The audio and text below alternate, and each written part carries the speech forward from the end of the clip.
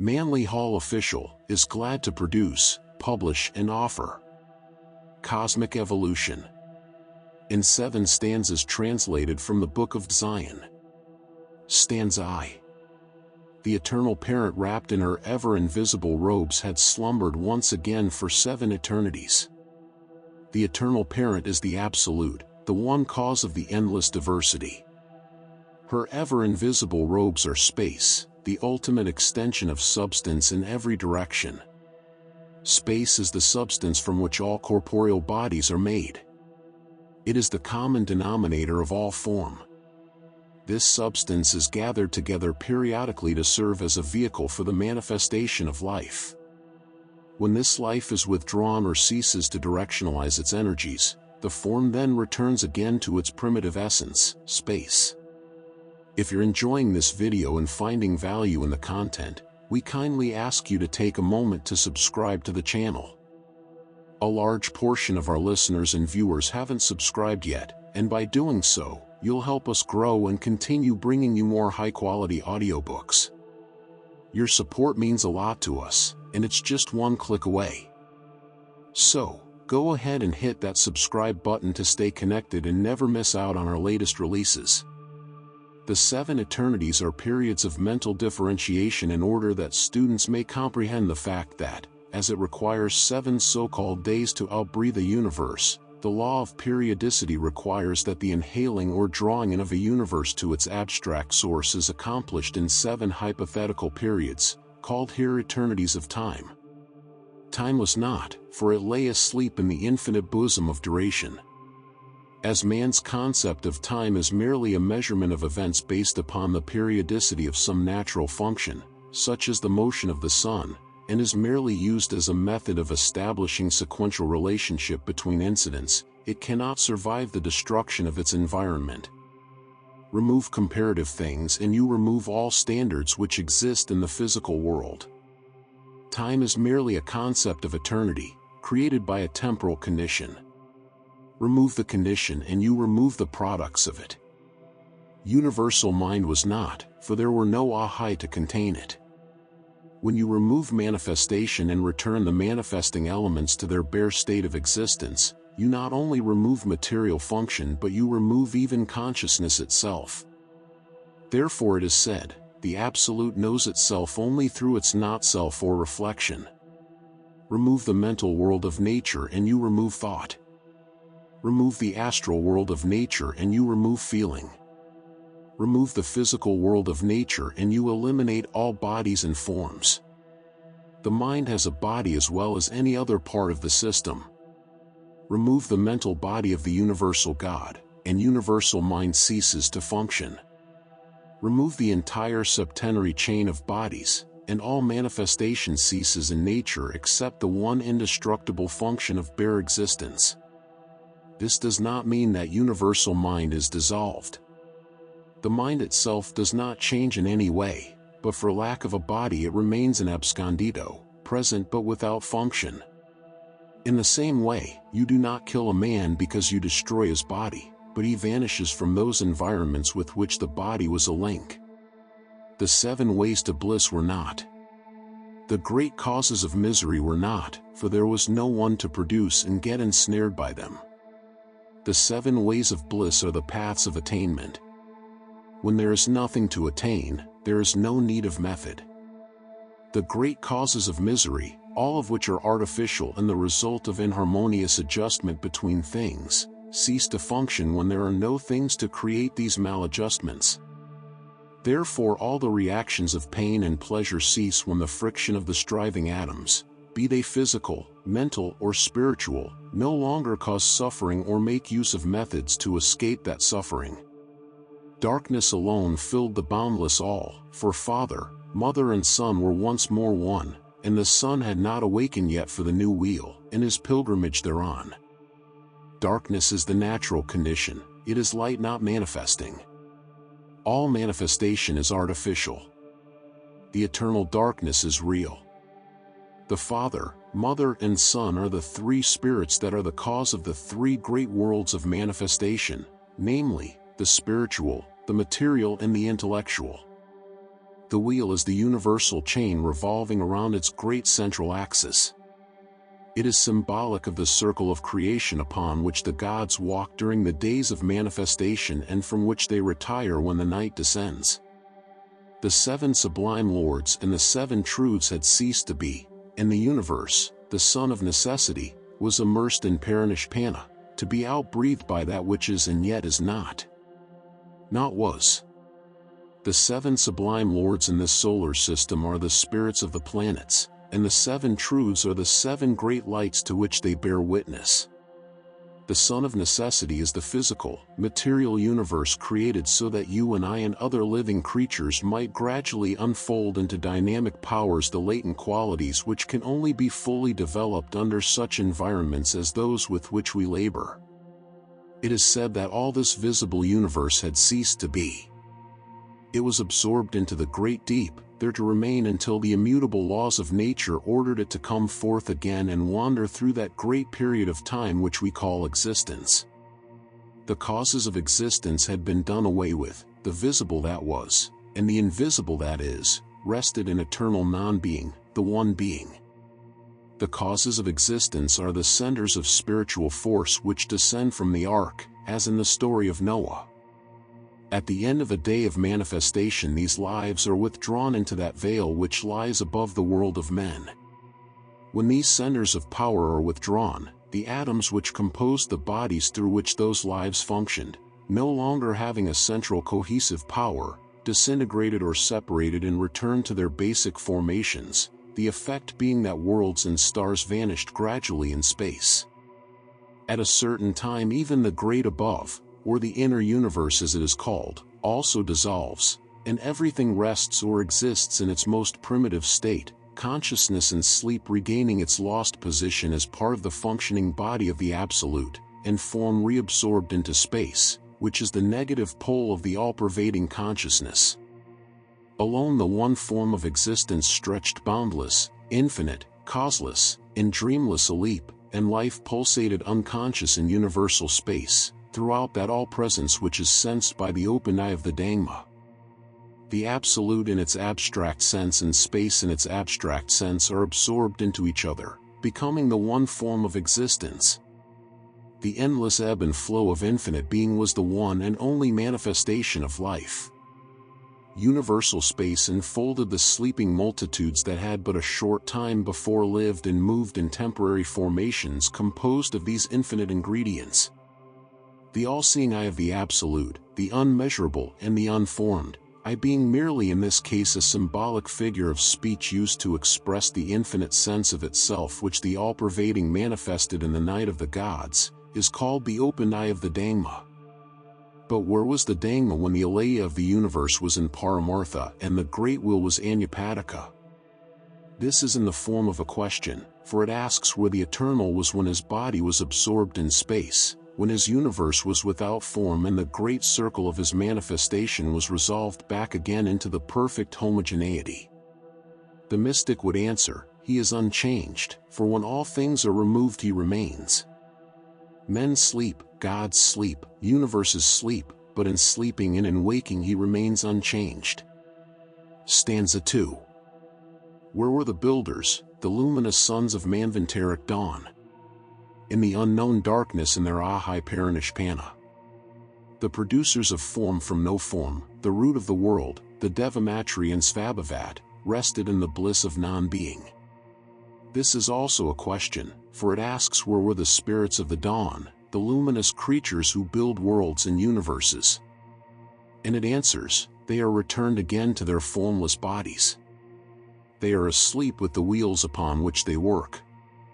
The great intelligence, who is the root of the worlds, the gods and goddesses, the planes of nature, the saints and sinners, have all returned again to the great sleep where they rest awaiting the voice of the builder to call them back to the labor of existing.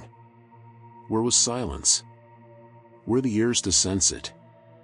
No, there was neither silence nor sound, naught save ceaseless eternal breath, which knows itself not. All opposites are absorbed in the infinite.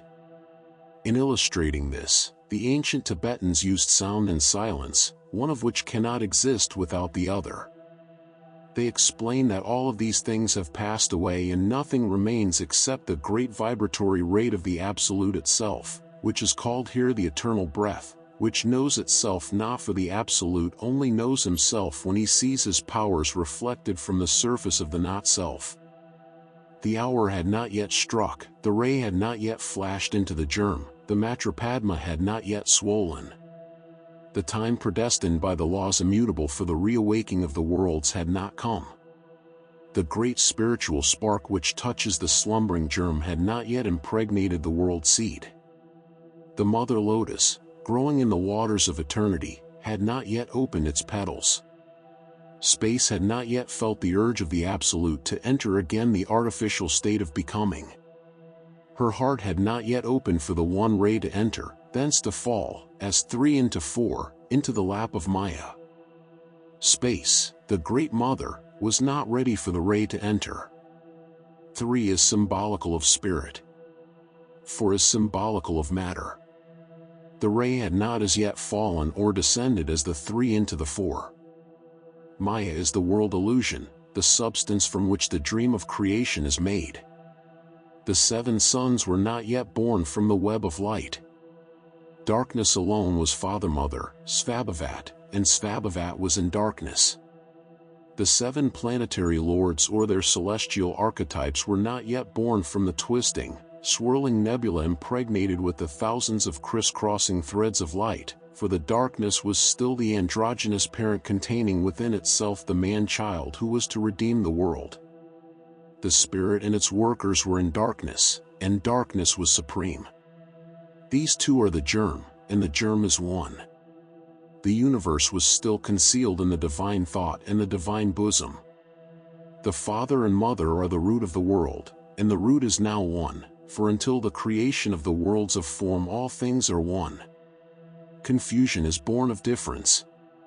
Creation is the confusion of the atoms. Order is born of unity, and in dissolution unity is established. The universe was still concealed in the divine thought, the Absolute, in the divine bosom, space. Stanza 3. The last vibration of the 7th eternity thrills through infinitude. The mother swells, expanding from within without, like the bud of the lotus. The end of the great rest comes. The law of periodicity demands that the night of sleep shall give place to the day of waking. The world spirit is to come into incarnation and assume one after another the world bodies. The world granule swells like a seed in the ground, expanding from the within outward. We know that all growth takes place as an expansion. Evolution is really expansion outward over the area of the not-self. The eternal granule floating in the sea of space feels the thrill and hears the call of the thing that has been done before, and following the habit of eternity begins the process of creating a world.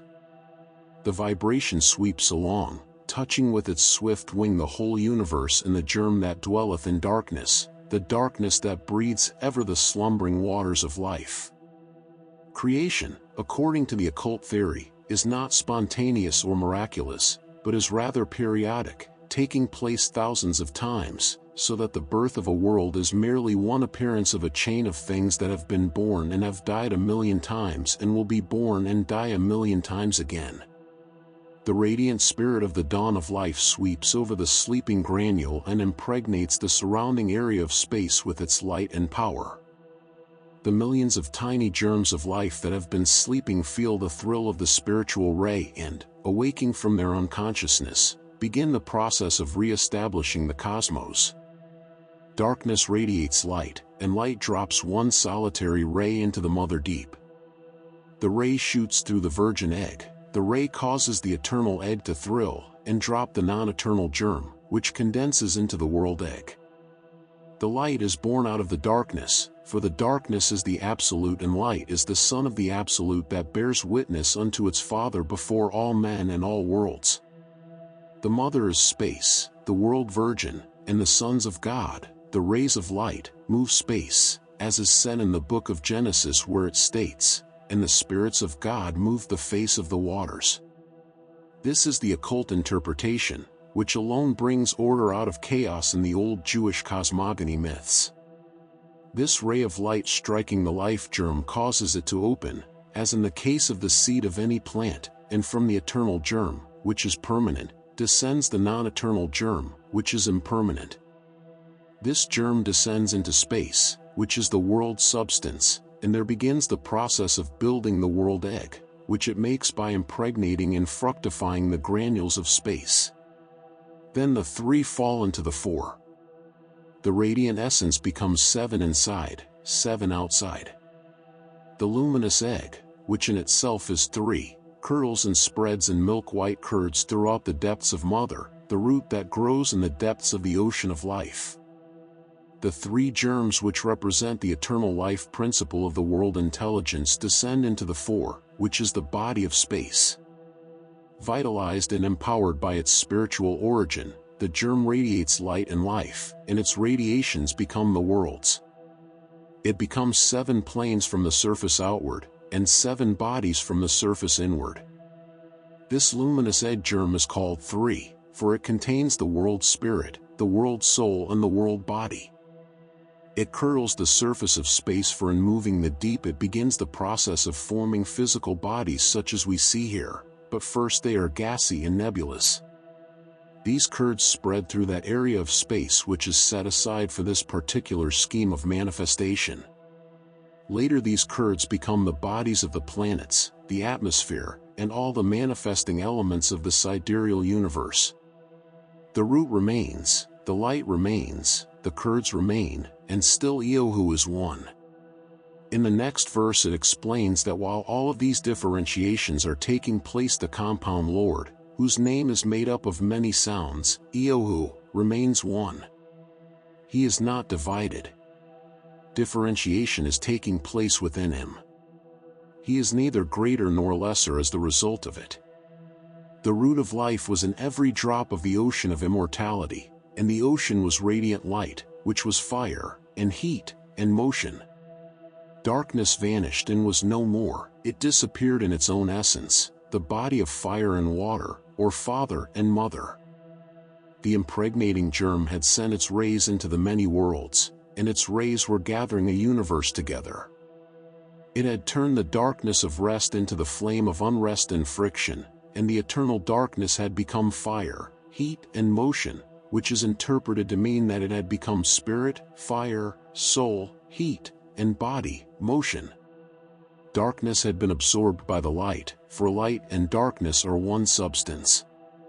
The fire above was the Great Father. The water and darkness below was the Great Mother. These two had united and given birth to the child, creation. Behold, O Lanu! The radiant child of the two, the unparalleled refulgent glory, bright space son of dark space, which emerges from the depths of the great dark waters. It is Eohu the younger, the asterisk. He shines forth as the sun, he is the blazing divine dragon of wisdom, the one is 4, and 4 takes to itself 3, and the union produces the Sapta, in whom are the 7 which become the Tridesa, or the hosts and the multitudes. Behold him lifting the veil and unfurling it from east to west. He shuts out the above, and leaves the below to be seen as the great illusion. He marks the places for the shining ones, and turns the upper into a shoreless sea of fire, and the one manifested into the great waters. Here it says, Behold, O student, the radiant child, the universe born out of the invisible Father and Mother. He is called bright space, nebula, son of the dark space, the great void. He emerges from the deep waters of uncreation. He is Eohu the younger, the lesser universe made in the image of the greater. The blazing dragon in this case is the swirling fire mist. Out of the one comes the multitudes by the uniting of spirit and substance in its various combinations. The veil which is lifted is separateness, for crystallization gradually separates the above from the below. The above becomes the great reality, for it is the spiritual world, while the below, or nature, is the great shadow. The sea of fire is the glory and radiance of the invisible planes, while the great waters are the forms through which the fire manifests, for as the alchemists have well taught, man is a fire burning in the waters. Where was the germ and where was now darkness? Where's the spirit of the flame that burns in thy lamp, O Lanu? The germ is that, and that is light, the white brilliant son of the dark hidden Father. The question is here asked as to what has become of the germ and the darkness, and the student is asked where the spirit is which manifests as the flame burning in his lamp. The student is expected to understand that the germ and the spirit are unchanged, that the germ is everywhere and the spirit is everywhere.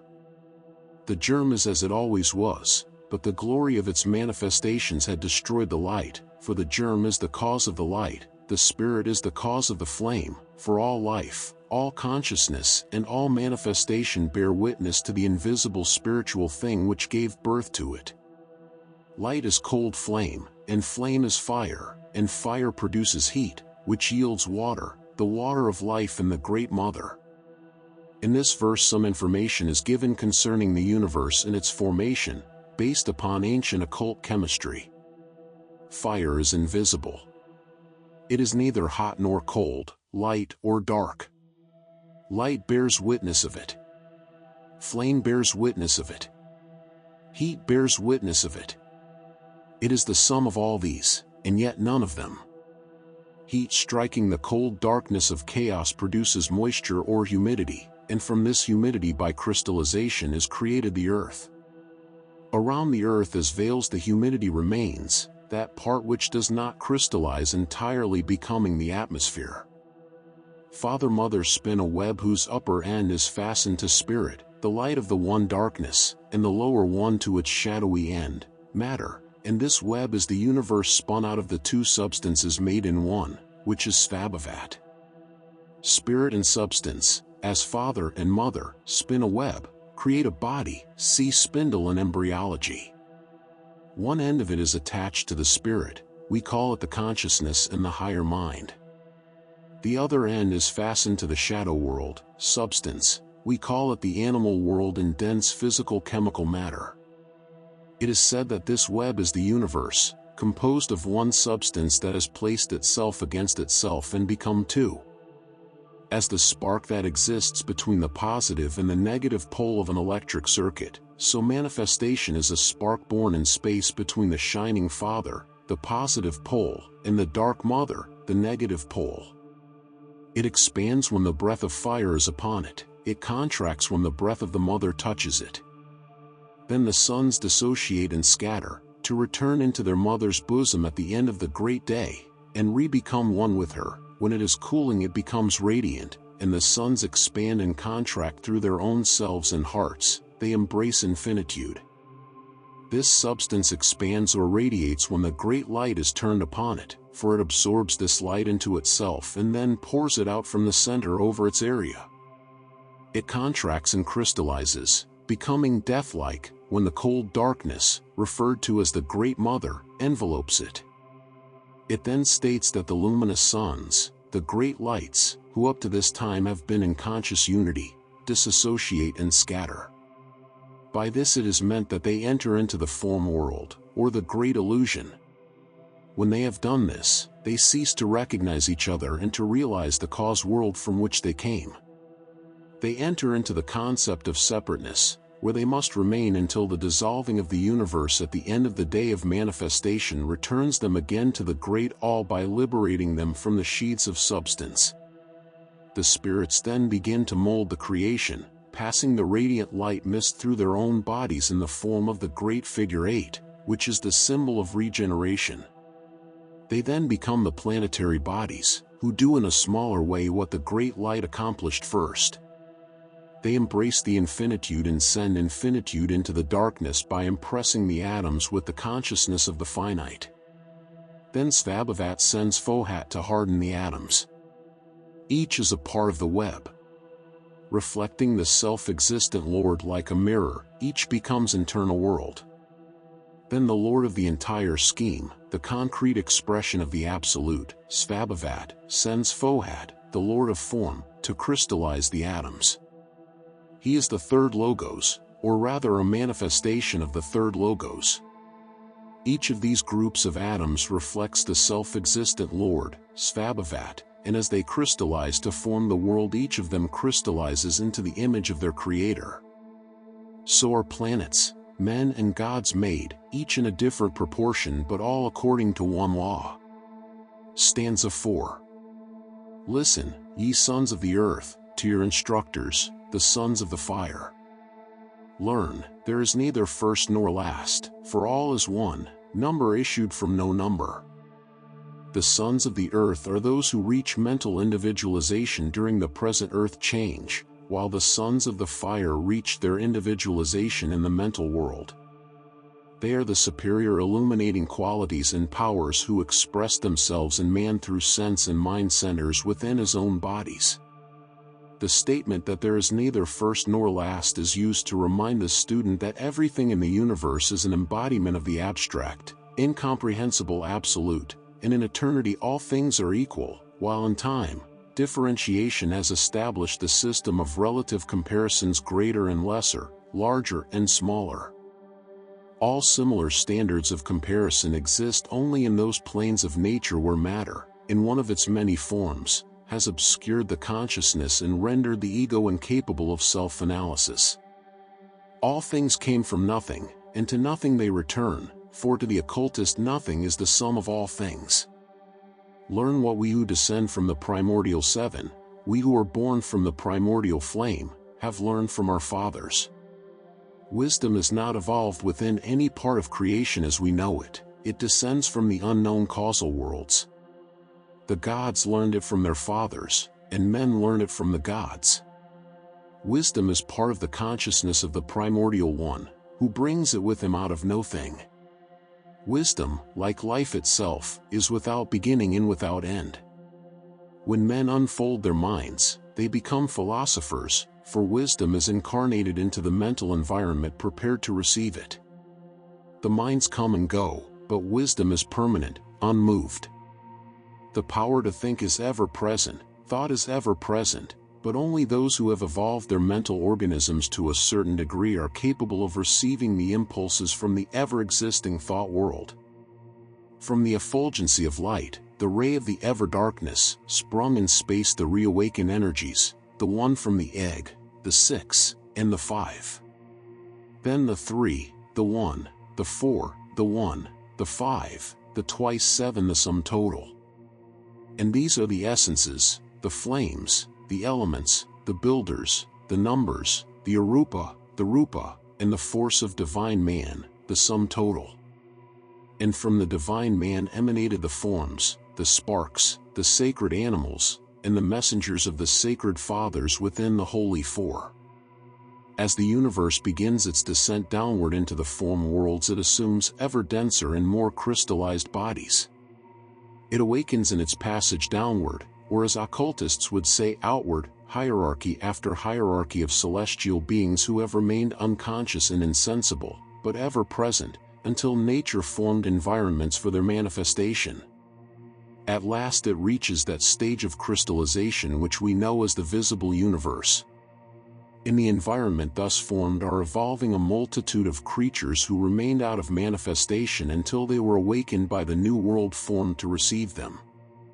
In this way the created worlds, which first existed as thought forms in space peopled with hierarchies of mind-born sons, became dense chemical globes inhabited by spirits functioning through dense physical bodies.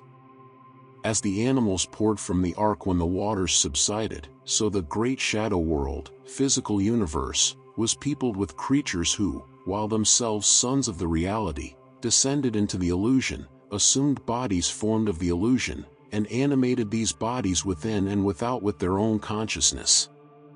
These messengers are the individualized manifestation of the Holy Four, namely, the unformed Lord Himself and His three witnesses.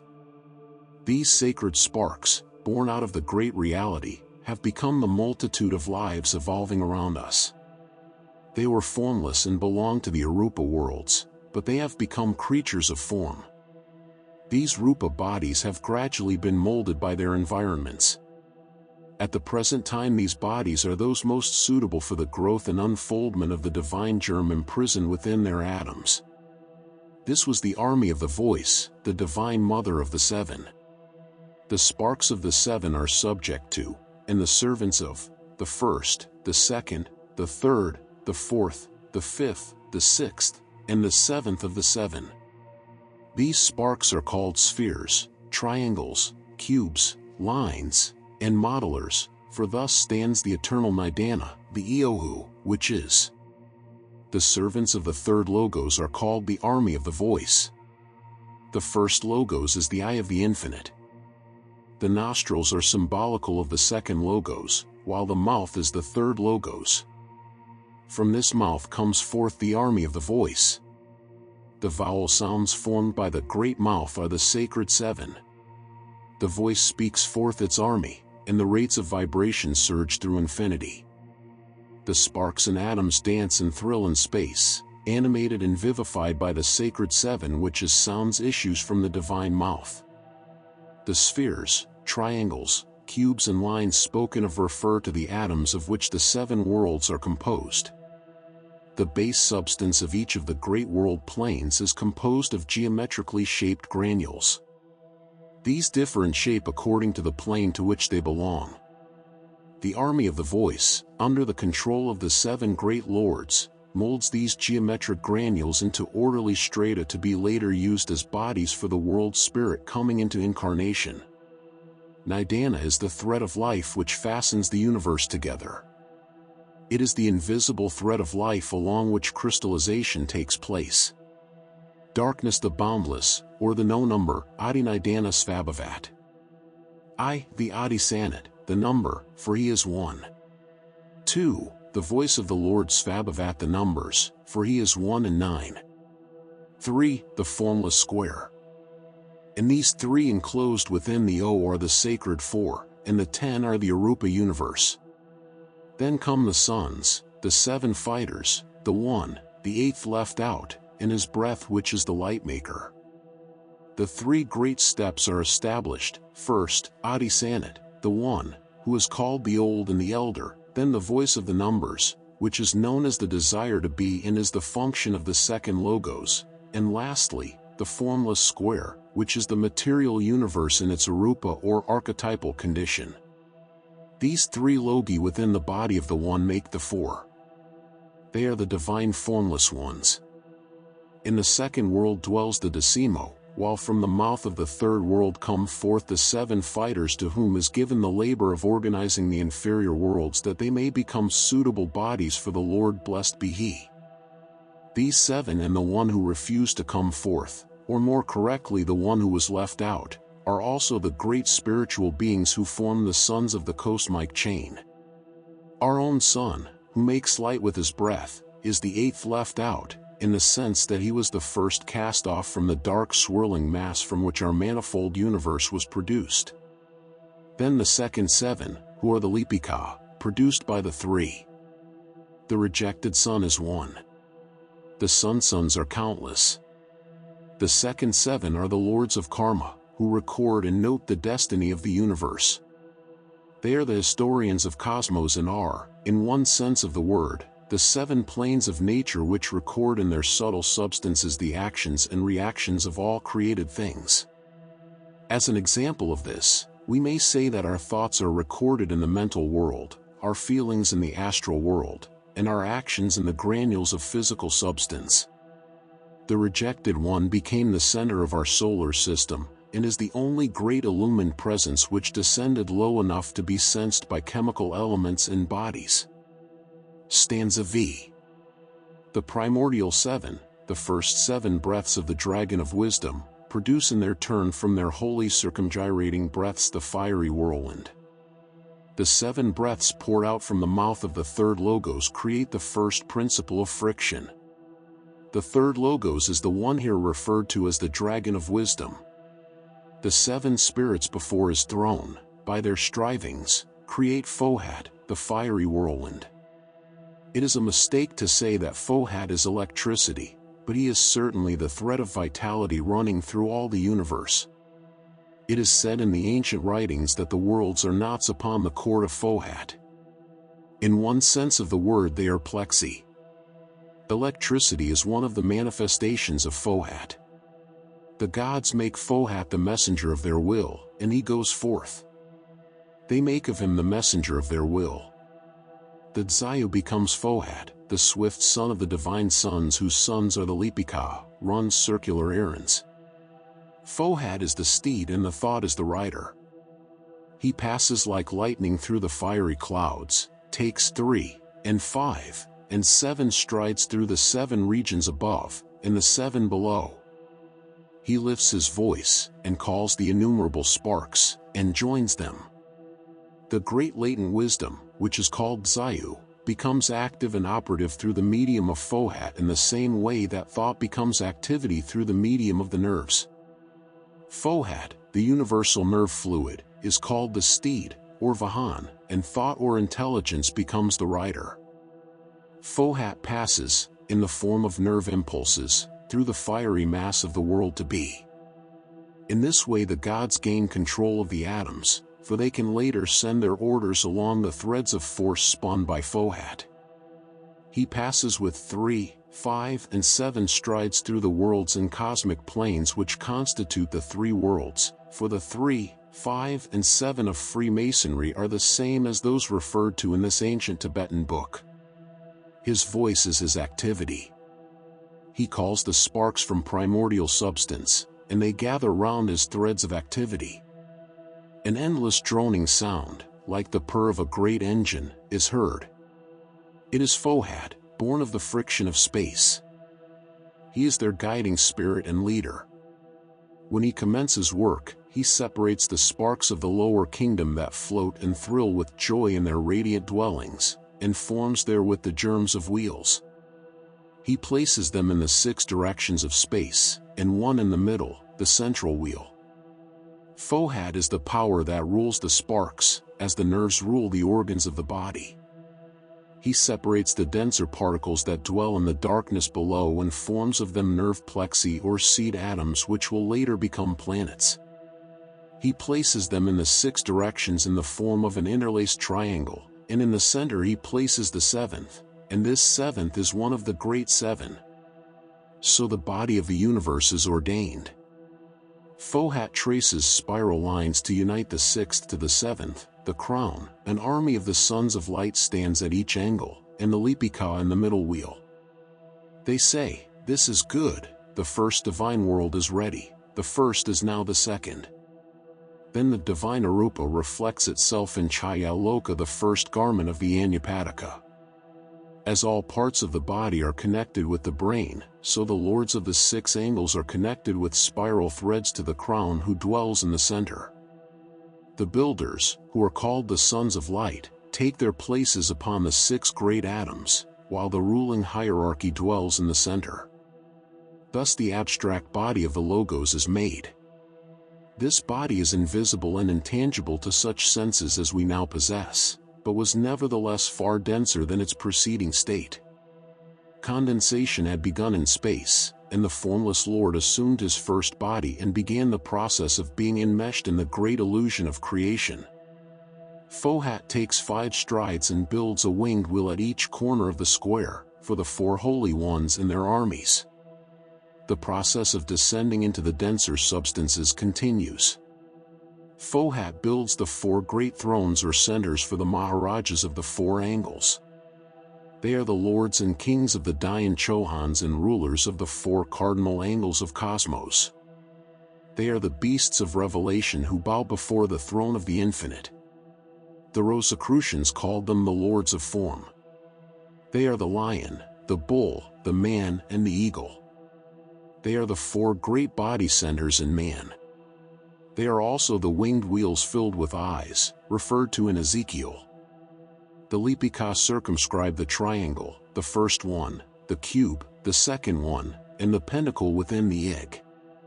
It is the ring called pass not for those who descend and ascend. Also for those who during the Kalpa are progressing towards the great day be with us. Thus were formed the Rupa and the Arupa, from one light 7 lights, from each of the 7, 7 times 7 lights.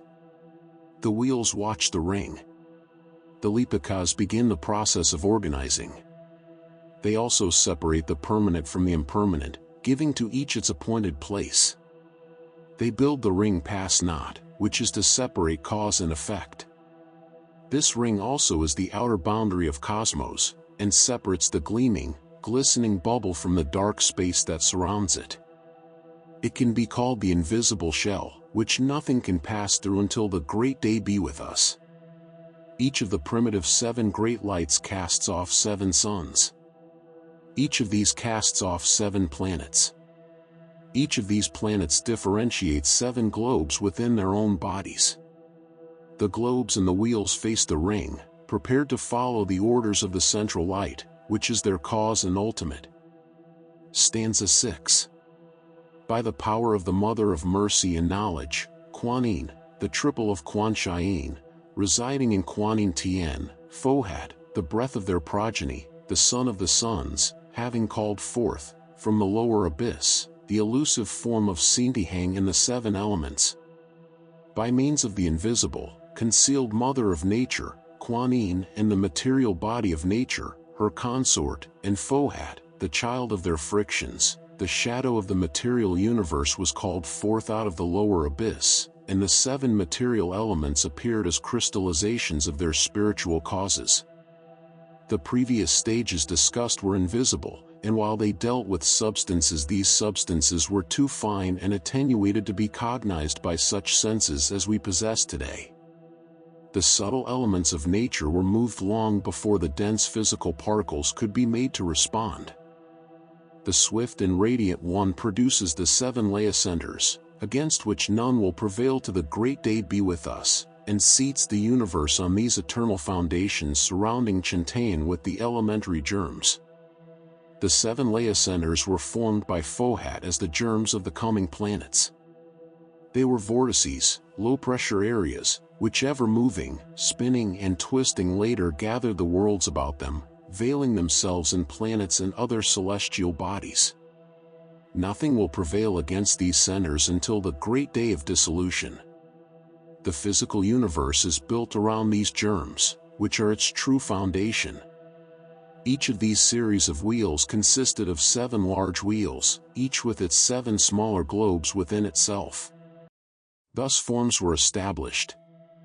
Of the 7, first 1 manifested, 6 concealed, 2 manifested, 5 concealed, 3 manifested, 4 concealed, 4 produced, 3 hidden, 4 and 1 sand revealed, 2 and 1/2 concealed, 6 to be manifested, 1 laid aside. Lastly, 7 small wheels revolving, one giving birth to the other. Gradually these wheels unfolded and the spirit of the globe took up its dwelling in them, one after the other. By means of these 7 stages that are called the days of creation, the spirit of the globes gradually passed from its invisible source to its invisible ultimate. Each of these globes was born out of the preceding one, and became the parent of the next. The hosts of lives evolving through and upon these globes passed from one to another in their endless search for the promised land.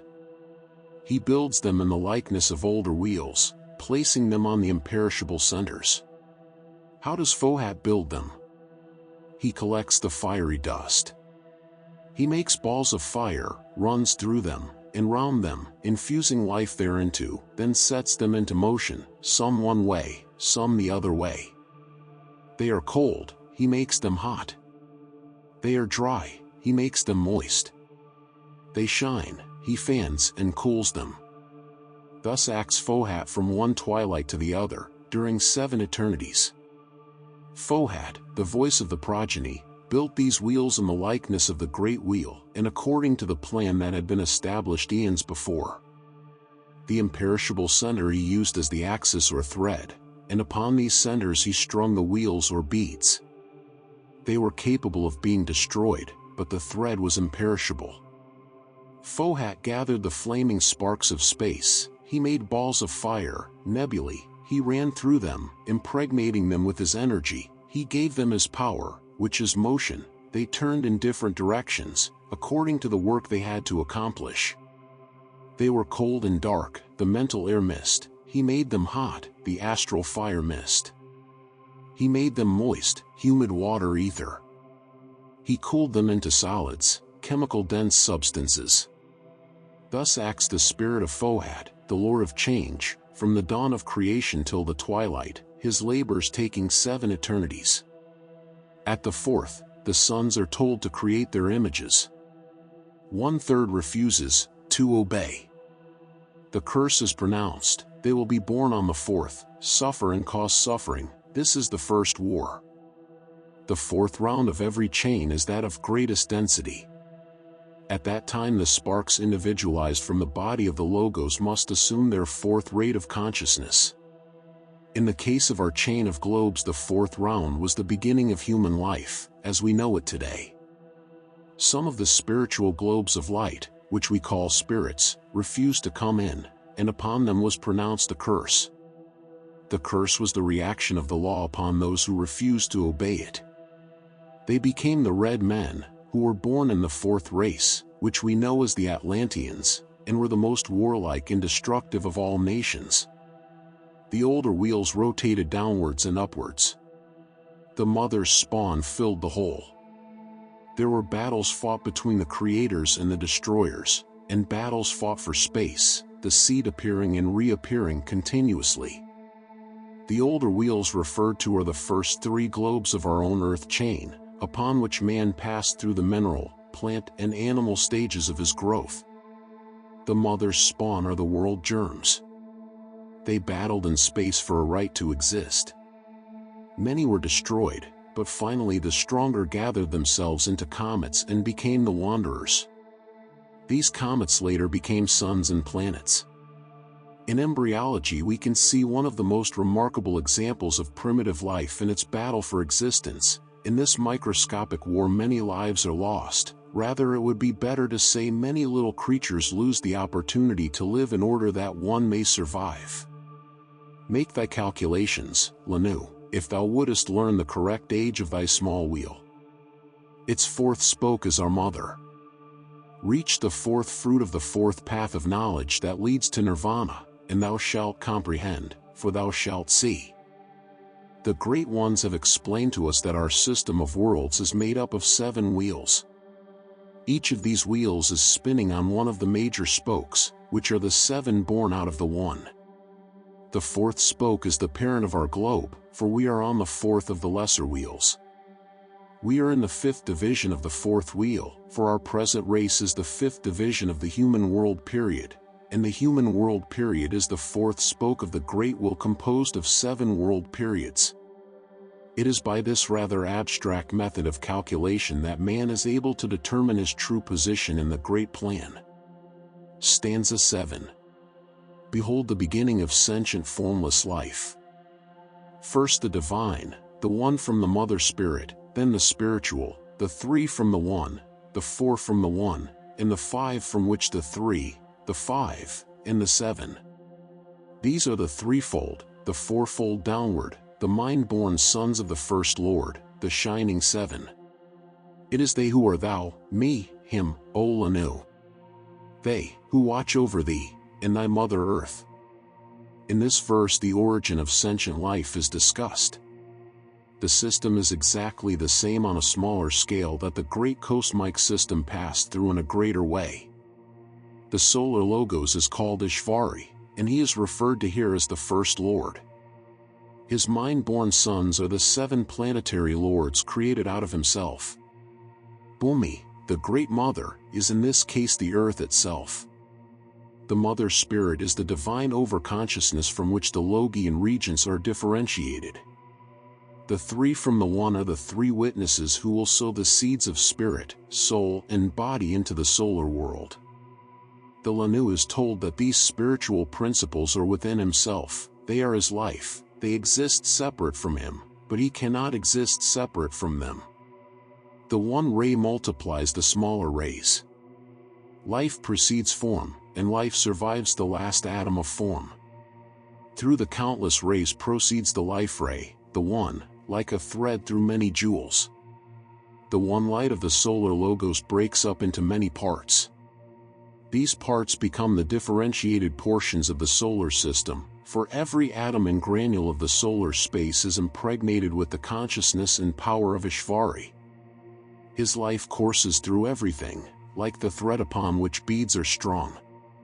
When the one becomes two, the threefold appears, and the three are one, and it is our thread, O Lanu, the heart of the man-plant called Saptaparna. Saptaparna is a sacred plant, the 7 leaves of which are said to represent the sevenfold constitution of man. The one, consciousness, becomes the 2, sense, and they become the 3, activity, and the 3 are one, and that one is a triple thread, and that thread is the basis of the growth of the triune constitution of man. It is the root that never dies, the 3-tongued flame of the 4 wicks. The wicks are the sparks that draw from the 3-tongued flame shot out by the 7, their flame, the beams and sparks of one moon reflected in the running waves of all the rivers of earth. This thread is called the root that never dies. The 3-tongued flame, called Atmabhuti Manas, bears witness to the 3 divinities and blazes forth from the interior constitution of all things. This is the true 3-headed God. The sparks are the human monads, but in reality as used here the term means all the germs of life evolving in the solar system. The moon is the last incarnation of the earth spirit, and still has charge over the building of physical bodies. The spark hangs from the flame by the finest thread of Fohat. It journeys through the 7 worlds of Maya. It stops in the first, and is a metal and a stone. It passes into the second and behold, a plant. The plant whirls through 7 changes and becomes a sacred animal. From the combined attributes of these, Manu, the thinker, is formed. Who forms him? The 7 lives, and the 1 life. Who completes him? The 5-fold law.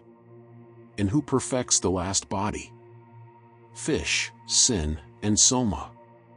The spirit hangs by a spiral thread from the flame which is its source, this flame being the solar logos. United to its source by a tiny thread, it wanders through the 7 worlds which form the body of the material universe. In the first globe it was mineral. In the second globe it was a plant. And in the third globe it became a sacred animal. The fruitage of all this previous work combined together, with the addition of Manu the thinker, resulted in the individualization of the human kingdom. The 7 superior rays of force formed him. The lords of mind completed him. And fish, sin, and soma will complete the process of unfolding him. The fish is symbolic of the earth swimming in the waters of space.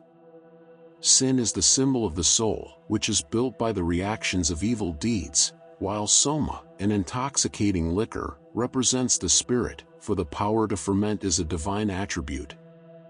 From the firstborn the thread between the silent watcher and his shadow becomes more strong and radiant with every change. The morning sunlight has changed into noonday glory. The silent watcher is the spirit of man that never really enters into the bodies at all but sends a ray of itself into the form. This ray is connected by a shadowy thread with the true consciousness itself. The shadow referred to is the chain of bodies which bear but imperfect resemblances to the life itself. The dawn of creation has given place to the noonday of accomplishment. This is the present wheel, said the flame to the spark. Thou art myself, my image, and my shadow. I have clothed myself in thee, and thou art my Vahan to the day. Be with us, when thou shalt re-become myself in others, thyself in me. Then the builders, having donned their first clothing, descend on radiant earth and reign over men, who are themselves. This is thy world, the flame is supposed to have said to the spark, I have clothed myself in thee. The flame, of course, is the logos. The spark is the spirit individualized. The logos has broken himself up and veiled himself in the bodies of the sparks, where he must remain until the great day be with us. The builders who donned their first clothing were the great spiritual beings who descended on the north polar cap of the earth and ruled over men. These men themselves were great spiritual beings in disguise. Copyright 2025 by manlyhallofficial. Thank you for listening. Please consider to subscribe, like, and share, to help the channel growth. New videos on a daily basis.